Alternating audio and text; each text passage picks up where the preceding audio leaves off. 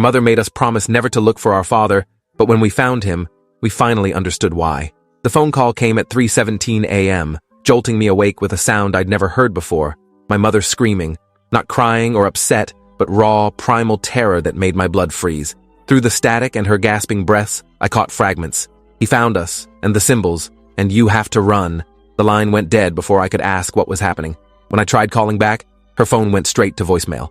Daniel was already pulling on clothes when I pounded on his apartment door, his face grim as I explained the call. We'd been living in the same complex since college, close enough to look out for each other, but nothing had prepared us for this moment.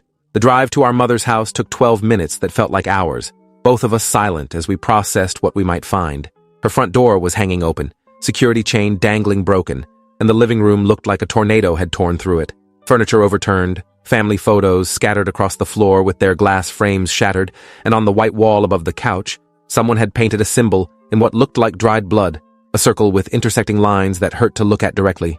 My brother Daniel found our mother's cell phone smashed in the kitchen sink, along with her laptop computer that had been deliberately destroyed with what looked like a hammer. The refrigerator door hung open, revealing that someone had methodically emptied every container and bottle onto the floor, creating a sticky mess that crunched under our feet. But it was the basement that made us both freeze in absolute horror. The concrete walls were covered floor to ceiling with photographs, hundreds of them showing Daniel and me at different ages, walking to school, playing in parks, sleeping in our beds. Someone had been watching us our entire lives, documenting every moment with the patience of a predator. In the center of one wall, written in the same dark substance as the symbol upstairs, were the words, "My sons will come home." Below that, an address in Oregon and a date, tomorrow's date. Our mother was nowhere to be found, but a trail of her blood led from the living room to the back door, where tire tracks in the mud showed a large vehicle had been parked. We called 911, but even as we spoke to the dispatcher, we both knew the police wouldn't be fast enough to save her. The detective who arrived an hour later listened to our story with growing skepticism, taking notes as we explained about our mother's warnings and the research we'd done about our father. Detective Rivers was a tired-looking woman in her 40s who'd clearly seen enough missing person cases to recognize the patterns, but she kept asking why we thought this was connected to a man our mother claimed to have left 30 years ago. When we showed her the basement filled with surveillance photos, her expression changed completely. She called for a forensics team and started making phone calls to federal agencies, her voice dropping to urgent whispers as she described what they'd found. While we waited for backup to arrive, she pulled us aside and explained that cults and extremist religious groups were a growing concern for law enforcement, especially those that had gone underground after initial investigations. She warned us that if our father was still active and had taken our mother, going to Oregon would likely be walking into a trap designed specifically for us. But she also admitted that standard police procedures moved slowly, and our mother might not have time for bureaucratic protocols to play out. The forensic team photographed everything, but they moved with methodical precision that made clear they were treating this as a crime scene rather than an emergency rescue situation. Daniel made the decision for both of us, while I was still trying to process the detective's warnings. He grabbed my arm and steered me toward his car, saying we couldn't wait for the system to save our mother when every hour might be her last. The drive to Oregon would take 8 hours if we drove straight through, and the address we'd found could be our only chance to find her before it was too late. Detective Rivers tried to stop us, warning that we were playing into our father's hands by responding exactly as he'd planned, but Daniel was already starting the engine. She pressed her business card into my hand and made me promise to call for backup the moment we had any information about our mother's location. As we pulled out of our mother's driveway, I looked back to see crime scene tape going up around the house where we'd spent countless holidays and family dinners. The last normal moment of our lives was disappearing in the rearview mirror, and we were driving toward a confrontation that had been building since before we were born. Daniel's hands gripped the steering wheel so tightly his knuckles were white, and I could see him making the same calculation I was, that we'd rather die trying to save our mother than live, knowing we'd been too afraid to try. We made our first stop at a 24-hour Walmart outside Portland, where we bought camping supplies, first aid equipment, and prepaid cell phones that couldn't be traced back to our regular accounts. Daniel had the foresight to withdraw the maximum daily limit from 3 different ATMs, reasoning that we might need cash if we had to disappear quickly or pay someone for information. While he loaded supplies into the car, I researched the address we'd found, discovering that it led to a rural area in the Cascade Mountains where property records showed large parcels of land owned by something called the Eternal Foundation Trust. The satellite images showed clusters of buildings surrounded by forest, but the resolution wasn't good enough to reveal details about security or how many people might be living there. I found a local news article from 6 months earlier about mysterious lights and sounds coming from the area, with neighbors complaining that authorities refused to investigate despite repeated reports of suspicious activity. One resident was quoted saying that people who asked too many questions about what went on up in those mountains had a habit of suddenly deciding to move away or simply disappearing altogether. The final stretch of highway leading into the mountains was eerily empty, with no traffic in either direction and abandoned gas stations that looked like they'd been closed for years. We passed a checkpoint that appeared to be unmanned, though I noticed security cameras mounted on poles that tracked our vehicle as we drove past. The radio in Daniel's car gradually lost signal until we were driving in complete silence, with only the sound of our engine and the wind through the trees. My stomach clenched with each mile as we climbed higher into wilderness that seemed designed to swallow people without a trace. Cell phone coverage had disappeared completely, cutting off our last connection to the outside world and making me understand why our mother had sounded so terrified during her final call. Whatever waited for us at the end of this road existed in a place where normal rules and protections didn't apply, where our father could operate without interference from anyone who might try to help us. The Oregon address led us to a compound hidden deep in the Cascade Mountains, accessible only by a winding dirt road that hadn't appeared on any of the GPS systems we'd tried. We'd stopped for gas in the small town of Cedar Falls, where the elderly attendant's face had gone pale when we mentioned we were looking for the address. He'd warned us that people who went up that mountain road sometimes didn't come back down, and that the locals had learned not to ask too many questions about what happened in those woods. The man's hands had shaken as he counted our change, and he'd muttered something about how the whole town had been different since those people moved up into the hills.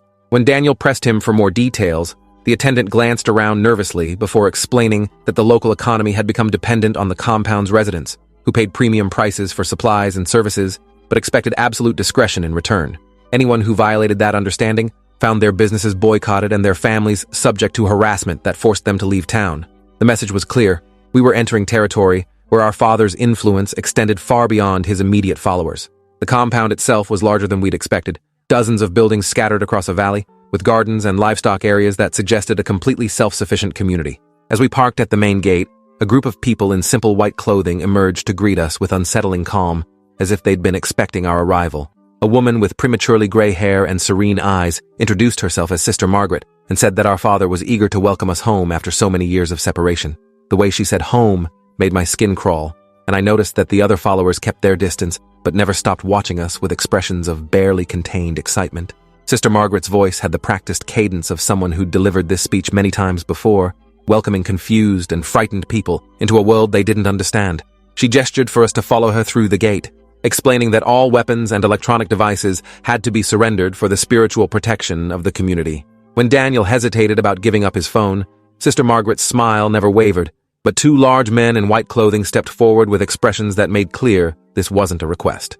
Sister Margaret led us through the compound with the practiced efficiency of a tour guide, pointing out the various workshops where members created goods for sale, the school where children learned true knowledge, and the temple where the community gathered for daily spiritual instruction. Everything looked peaceful and well-maintained, but there were subtle details that felt wrong. Security cameras disguised as decorative elements, windows that had been barred from the outside, and the way conversations stopped whenever we approached groups of residents. The people we met seemed genuinely happy, but spoke in the rehearsed phrases of those who'd been trained never to express doubt or criticism. Children as young as 5 or 6 wore the same white clothing as the adults and responded to questions with quotes from what sounded like prepared scripts about spiritual purity and family loyalty. When Daniel asked about our mother, Sister Margaret's smile never wavered as she assured us that all family reunifications were handled personally by our father, who would explain everything during our private meeting. She led us to a guest house where we could rest and prepare for the encounter, though the locks on the doors only worked from the outside and our cell phones had mysteriously stopped getting signal the moment we'd entered the compound grounds. The guest house was comfortable but clearly designed to be a holding area rather than genuine accommodation.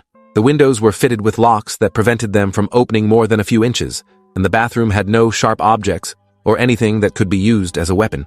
Daniel searched every inch of our room while I tried to process what we'd gotten ourselves into, both of us realizing that we'd walked willingly into exactly the trap Detective Rivers had warned us about. The furniture was bolted to the floor, and the electrical outlets had been sealed with permanent covers that would require tools to remove. A bookshelf held dozens of volumes about spiritual awakening and divine truth, all authored by someone named Samuel Thornfield, with photographs on the covers showing the same man whose image we'd found in the newspaper clippings. The books described a philosophy that mixed Christianity with New Age concepts and apocalyptic prophecies, creating a belief system that justified absolute obedience to Samuel's authority as the only path to salvation. Reading those pages made me understand how our mother had been drawn into something that had seemed benevolent before revealing its true nature.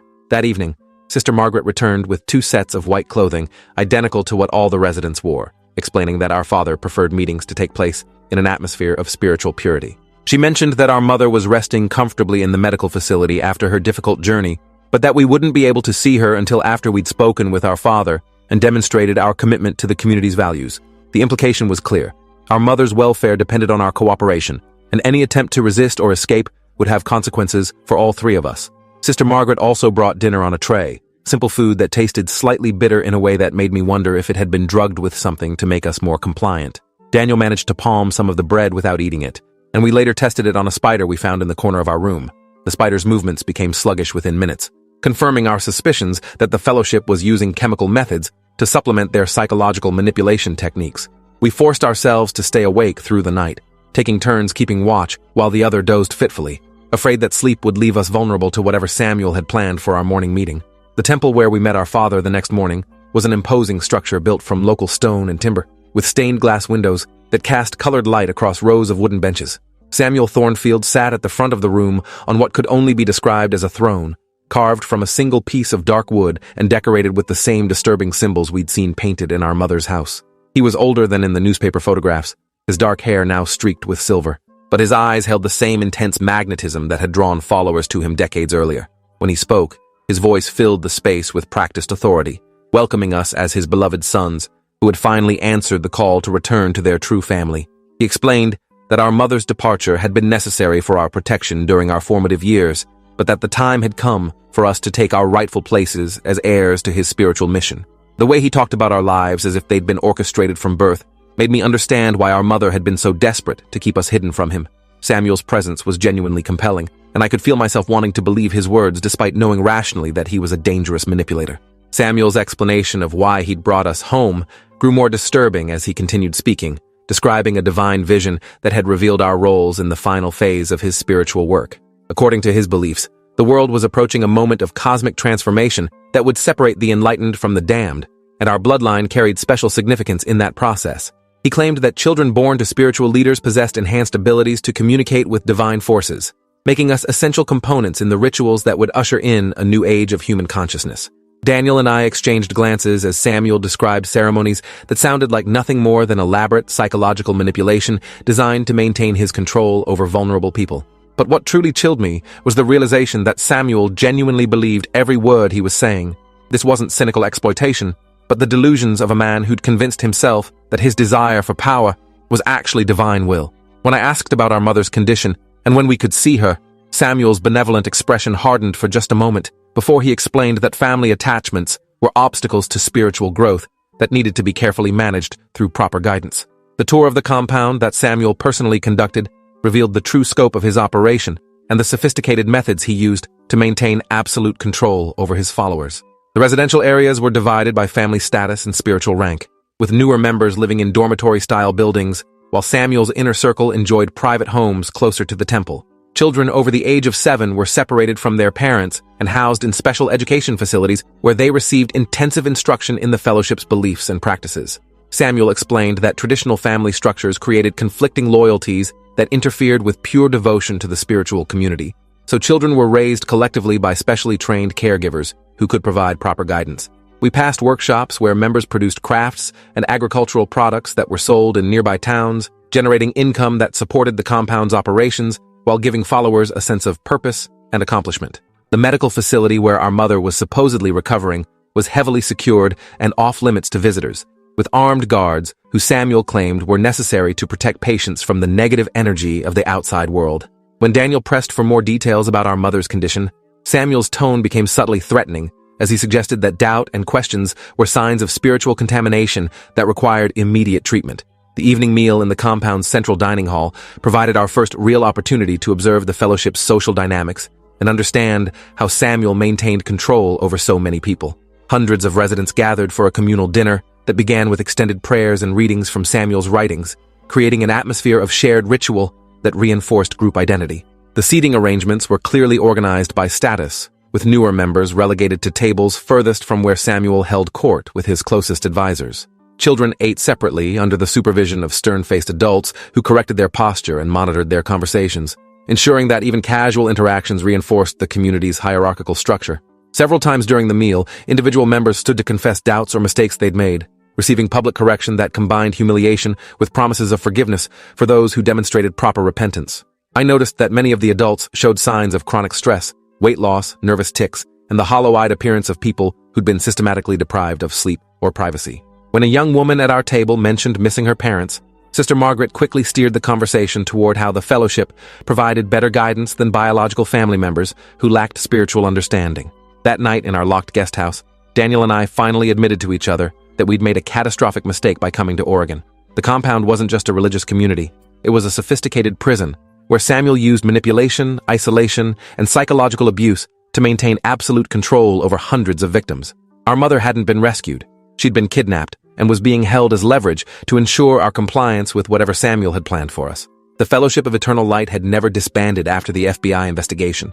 It had simply moved deeper underground and become more careful about avoiding official scrutiny. As we tried to formulate an escape plan, we heard voices outside our window discussing security schedules and patrol routes, confirming that we were being watched constantly by guards who were prepared for the possibility that we might try to run. Our cell phones remained dead, and we realized that even if we could get past the guards, we had no way to call for help or navigate the mountain roads in the dark.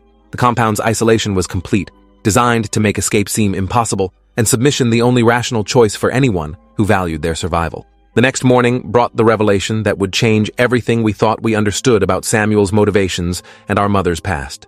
Sister Margaret arrived with breakfast and casually mentioned that we'd be participating in a special ceremony that evening to formally welcome us into the fellowship's inner circle. She explained that our father had been preparing for this moment since our birth, and that the other community members were excited to witness the completion of a prophecy that had guided their spiritual work for nearly 3 decades. When Daniel asked what the ceremony involved, Sister Margaret's serene expression flickered with something that looked like pity before she explained that spiritual transformation required the willing sacrifice of old identities and attachments. She mentioned that our mother had undergone a similar process when she'd first joined the fellowship years ago, though she'd been too spiritually immature at the time to fully embrace the experience. The implication that our mother was about to be subjected to some kind of ritual abuse made both of us desperate to find her before Samuel's plans could be carried out. Sister Margaret also revealed that other families had been reunified through similar ceremonies over the years, with children who'd been taken from the compound as infants returning as adults to claim their spiritual inheritance. Our escape attempt that afternoon was both more and less successful than we'd hoped. Daniel managed to pick the lock on our guest house door using techniques he'd learned from YouTube videos, and we were able to slip out during a shift change when the guards were distracted. The compound was larger and more complex than we'd realized during our guided tour, with hidden tunnels and secondary buildings that weren't visible from the main pathways. We discovered an entire underground network of chambers and storage areas that suggested the Fellowship had been preparing for some kind of siege or extended isolation from the outside world. Stockpiled food, weapons, and medical supplies filled room after room, along with communications equipment that looked sophisticated enough to monitor law enforcement frequencies. We found the medical facility after 20 minutes of careful searching, but the security was too tight for us to get inside without raising alarms that would alert the entire community. Through a window, we caught a glimpse of our mother lying motionless on a hospital bed, connected to IV tubes and surrounded by monitoring equipment that suggested she'd been heavily sedated or worse. Instead of attempting an immediate rescue that would likely fail, we focused on finding a way to communicate with the outside world, eventually locating a maintenance building that housed the compound's communication equipment. Daniel managed to send a brief emergency message to Detective Rivers using the facility's internet connection, providing our GPS coordinates and requesting immediate law enforcement intervention. But our success was short-lived. We were captured by guards who'd been tracking our movements through the compound's extensive surveillance network and brought before Samuel for what he called a teaching moment about the consequences of disobedience. Samuel's reaction revealed the depth of his narcissistic rage and the sophisticated monitoring systems he used to maintain control over every aspect of life in the compound.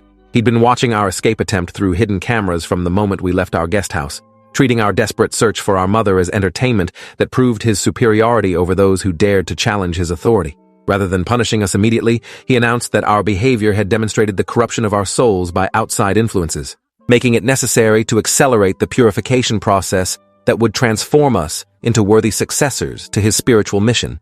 The guards who'd captured us were members of his inner circle who'd undergone years of conditioning to view Samuel's commands as divine law, making them willing participants in whatever violence he deemed necessary to maintain order. Samuel's reaction to our escape attempt revealed the full extent of his narcissistic rage and the lengths he would go to maintain control over people he considered his property. Rather than punishing us directly, he had our mother brought to the temple, where she was forced to kneel before his throne, while he explained how our actions had demonstrated that we were still contaminated by the selfish thinking of the outside world. Our mother looked terrible, thin, bruised, and wearing the blank expression of someone who'd been systematically broken through psychological torture. Her arms bore fresh needle marks that suggested she'd been kept compliant through forced medication, and she flinched whenever Samuel's voice rose above a whisper. Samuel announced that her suffering would continue until we proved our commitment to the fellowship by participating willingly in the evening ceremony, which he now revealed would involve permanent ritual scarification that would mark us as his spiritual successors. He claimed that the physical pain would purify our souls and bind us permanently to the community, making it impossible for us to ever leave or betray the sacred knowledge we would receive. The choice he presented was simple: submit to his authority completely, or watch our mother die slowly while we remained powerless to help her. The hours leading up to the ceremony passed with agonizing slowness as we were held in separate cells beneath the temple, each of us forced to contemplate Samuel's ultimatum without the comfort of each other's presence. My cell was tiny and windowless, with stone walls that wept moisture and a single bare bulb that provided harsh illumination around the clock. The psychological pressure was intense. Every few hours, one of Samuel's lieutenants would visit to describe in detail what would happen to our mother if we continued to resist, alternating threats with promises of the privileges we'd enjoy as members of the inner circle. They showed me photographs of previous ceremonies where young adults had been marked with symbols that covered their arms and faces, permanently identifying them as Samuel's property while supposedly connecting them to divine power. The scarification process looked excruciating, involving heated metal brands that would leave raised scars and intricate patterns across our skin. But what truly terrified me was the realization that Daniel and I weren't Samuel's first children to be brought back to the compound. Other families had gone through similar reunification processes over the years, with parents used as leverage to ensure their adult children's compliance with rituals that transformed them into unquestioning servants of Samuel's will. The ceremony began at sunset in the temple's main hall, with the entire fellowship community gathered to witness what Samuel proclaimed would be the fulfillment of divine prophecy. Daniel and I were dressed in ceremonial robes and positioned at the front of the room, surrounded by Samuel's most devoted followers who chanted in a language that sounded ancient but was probably invented specifically for these rituals. The atmosphere was electric with anticipation and fear, as community members who'd never seen such a ceremony watched with fascination and horror at what was about to unfold. Samuel stood behind an altar covered with symbols and instruments that looked designed for torture rather than spiritual enlightenment, explaining to the assembled crowd that our willing participation would demonstrate the power of true faith over worldly attachments. Our mother was brought in wearing chains, her role in the ceremony apparently to serve as a witness to our transformation and a reminder of what would happen if we resisted. As Samuel began describing the specific mutilations that would be performed on us, I realized that this wasn't just psychological manipulation. He genuinely intended to physically mark us as his property in ways that would be visible for the rest of our lives. The crowd's excitement grew with each detail he revealed, their faces showing the glazed enthusiasm of people who'd been conditioned to view suffering as sacred when it served their leaders' purposes. The sound of helicopters approaching the compound interrupted Samuel's ceremonial preparations, and we could see the panic spreading through the fellowship as armed law enforcement officers surrounded the buildings. Detective Rivers had apparently taken our emergency message seriously enough to organize a multi-agency raid that included FBI agents specializing in cult deprogramming and hostage situations. Samuel's reaction was immediate and terrifying. He grabbed a ceremonial knife from the altar and held it to our mother's throat, screaming at his followers to barricade the doors and prepare for a siege that would prove their faith was stronger than government persecution. Chaos erupted as some community members tried to flee while others obeyed Samuel's commands to resist, creating a dangerous situation where any sudden movement could result in our mother's death. The law enforcement officers used bullhorns to demand Samuel's surrender, but he responded by claiming that divine forces had sent enemies to test the fellowship's resolve, and that martyrdom would guarantee their eternal salvation.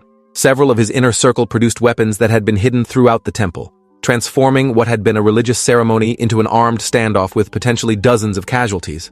The standoff lasted for 3 hours that felt like days, with Samuel alternately ranting about government conspiracies and whispering threats about what he would do to our mother if we made any attempt to signal the officers outside. Several fellowship members had already surrendered and been evacuated, but Samuel's inner circle remained loyal, apparently convinced that their leader's death would trigger some kind of spiritual transformation that would vindicate their years of sacrifice. As night fell, FBI negotiators tried to establish communication with Samuel, but he refused to engage in any discussions that didn't begin with acknowledgement of his divine authority. Our mother remained motionless in his grip, and I could see that she was fading from blood loss caused by the shallow cuts he'd been inflicting to demonstrate his control. Daniel and I were helpless to act without triggering a violent response that could end all 3 of our lives. trapped in a nightmare scenario where our father's madness had finally reached its logical conclusion.